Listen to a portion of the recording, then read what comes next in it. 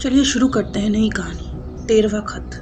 राजन एक पुरानी डाकघर में काम करता था। यह डाकघर दशकों से वीरान था, लेकिन हर महीने 13 तारीख को किसी अज्ञात प्रेषक से एक पत्र आता था। राजन ने इन पत्रों को हमेशा अनदेखा किया, क्योंकि उनमें सिर्फ खून से लिखा हुआ "मुझे मत भूलो" लिखा होता था।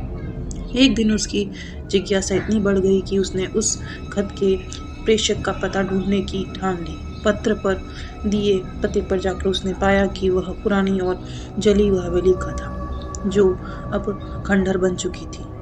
राजन ने रात के समय वहां जाने का फैसला किया। हवेली के अंदर घुसते ही उसे लगा कि किसी ने उसे पीछे से देखा।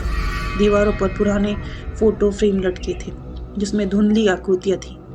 अचानक उसे महसूस हुआ कि उसमें से एक फोटो में उसका चेहरा है।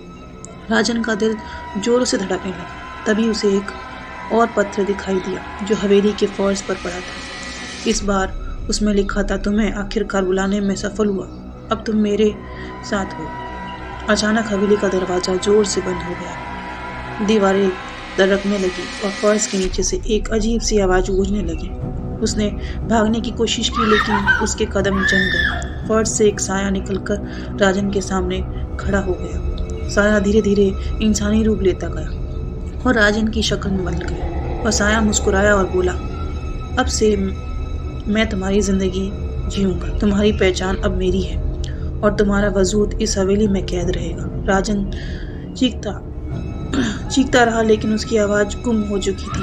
अगले दिन डाकघर में 13वां खत फिर से आया, लेकिन इस बार वह राजन के नाम से भेजा गया था।